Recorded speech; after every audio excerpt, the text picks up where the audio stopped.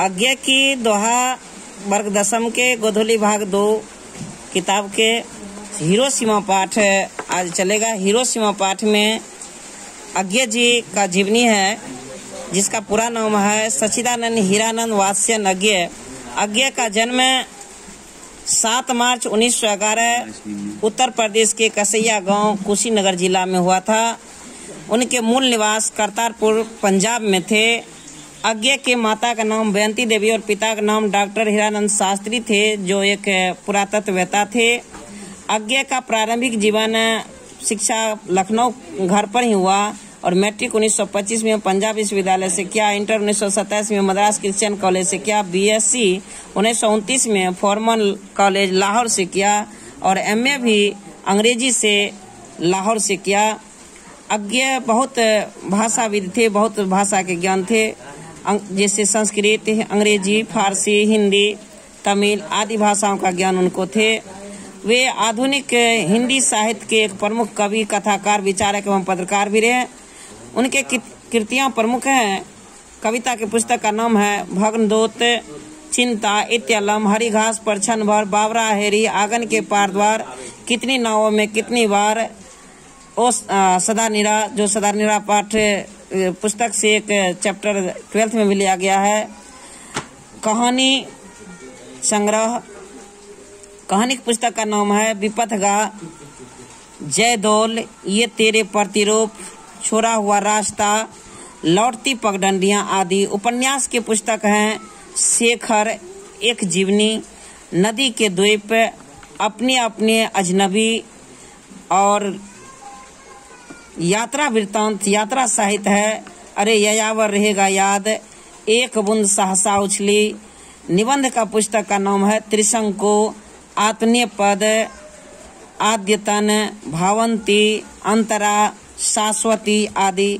नाटक के पुस्तक का नाम है उत्तर प्रियदर्शी और संपादित ग्रंथ हैं तार सप्तक, दूसरे सप्तक, तीसरा सप्तक, चौथा सप्तक।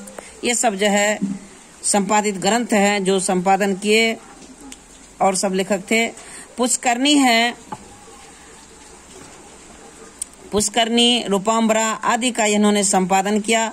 आज्ञा ने अंग्रेजी में भी मौलिक रचनाएं की और अनेक ग्रंथों के अनुवाद भी किए अंग्रेजी में। वे देश विदेश के अनेक विश्वविद्यालय में विजिटिंग प्रोफेसर रहे और उन्हें साहित्य अकादमी पुरस्कार, ज्ञानपीठ पुरस्कार, युगोस्लाविया का अंतर्राष्ट्रीय स्वरमाल आदि अनेक पुरस्कार इन्हें मिल चुके हैं। और 4 अप्रैल 1987 में इनका देहांत हो गया, जबकि जन्म 7 मार्च 1911 को हुआ और देहांत 4 अप्रैल 1987 को हुआ।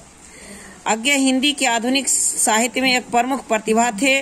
उन्हें हिंदी कविता में प्रयोगवाद का सूत्रपात माना जाता है, प्रयोगवाद का सूत्रपात हिंदी कविता में। और 7 कवियों का चयन कर उन्होंने तार सप्तक लिखने का काम किया। 7 कवियों का चयन करके तार सप्तक का पेश किया और बताया कि कैसे प्रयोग धर्मिता के द्वारा बासीपन से मुक्त हुआ जा सकता है। उनमें से वस्तु, भाव, भाषा, शिल्प आदि के धरातल का प्रयोग एवं और नवाचारों की बहुलता है।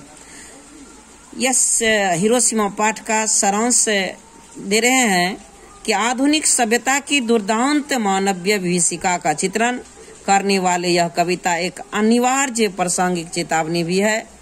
कविता अतीत की भीषणतम मानवीय दुर्घटना का ही साक्ष्य नहीं है, बल्कि आणविक आयुधों के घोर में फंसी आज की वैश्विक राजनीति से उपजते संकट की आशंकाओं से भी जुड़ी हुई है।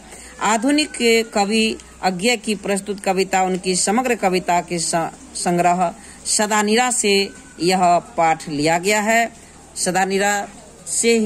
सदानीरा पुस्तक से यह पाठ हिरोशिमा पाठ लिया गया है। यह पाठ हिरोशिमा जो जापान का एक शहर है, उस शहर के बारे में यह लिख रहे हैं कि जब अमेरिका ने उस पर बम गिराया 6 अगस्त 1945 को द्वितीय विश्व युद्ध के अंतिम चरण में, तो 6 अगस्त 1945 को हिरोशिमा, जापान की राजधानी हिरोशिमा पर, जापान के एक शहर हिरोशिमा पर वह गिराया। और दूसरा शहर नागासाकी, जापान का ही एक शहर है, जिस पर 9 अगस्त 1945 को लिटिल फैटमैन बम, अणुबम गिराया। और पहले हिरोशिमा पर लिटिल बम, एटम बम गिराया।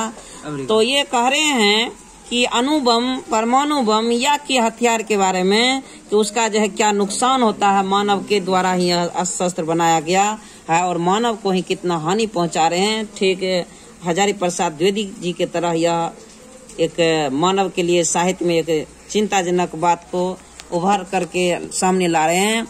तो कह रहा है एक दिन सहसा सूरज निकला, यानी वह अणुबम जब हिरोशिमा के एक चौक पर फटे तो कह रहा है एक दिन सहसा सूरज निकला, अरे अंतरिक्ष पर नहीं नगर के चौक पर। वह सूरज निकला था आकाश में, अंतरिक्ष अर्थात आकाश में नहीं, वह एक किसी नगर के चौक पर, अर्थात किसी नगर हिरोशिमा के एक चौक पर धूप बरसी पर अंतरिक्ष से नहीं फटी मिट्टी से। धूप बरसी अंतरिक्ष से नहीं अर्थात आकाश से नहीं, मिट्टी नीचा से जो फटी उससे धूप और ज्वाला निकली। और छाया मानव जन की दिशाहीन, अर्थात मानव जन की जो दिशा था दिशाहीन हो चुका था, कोई भी दिशा नजर नहीं आता था। 10 दिशाएं सब समाप्त नजर आ रहे थे क्योंकि उसमें तो नीचा से सूरज दिखाई पड़ता था। अब और सब और परी वह सूरज की ज्वाला, सूरज का प्रकाश सभी और दिखता था। उसका अणु उन्हीं करह नहीं उगा था पूरब में, वह सूरज नहीं उगा था, वह वर्षा सहसा, यानी वह एकाएक अचानक वर्षा बीचों बीच नगर के चौक पर, नगर में काल सूर्य के रथ के जैसे लगता है कि सूर्य के रथ के चक्के पहिए के ज्यों अरे टूट कर बिखर गई हो। जिस तरह से सूर्य के चक्के के रथ का अरा अर्थात तिलियां, उसका स्पोक जो होता है वह टूट करके लगता है हर तरफ बिखर गया है और हर तरफ प्रकाश ही प्रकाश है, सारा दिशा समाप्त हो चुकी है। तो कह रहा है वर्षा सहसा बीचों बीच नगर के काल सूर्य के रथ के पहिए के ज्यों अरे टूट कर बिखर गए हो 10 दिशा में। 10 दिशा में जिस तरह लगता है बिखर चुका है, कोई दिशा का पता नहीं चल रहा है। कुछ क्षण वह उदय अस्त, कुछ क्षण के लिए उदय था पुनः अस्त हुआ, केवल एक प्रज्वलित क्षण की, एक क्षण में ही पूरा हिरोशिमा तहस नहस हो गया। तो कुछ क्षण का वह उदय अस्त, केवल एक प्रज्वलित क्षण की दृश्य सोख लेने वाली दोपहरी, फिर वह दोपहरी की तरह आया और दृश्य को सारा चीज को वह नष्ट कर दिया। छायाएं मानव जन की नहीं मिट्टी लंबी हो कर, यानी मानव जन की जो छाया था वह भी लंबा हो करके मिटा नहीं है, अभी भी दाग स्वरूप वहाँ पर जो है। मानव की सब भाप करा, मानव ही सब भाप हो गए, मानव जल करके भाप हो गए।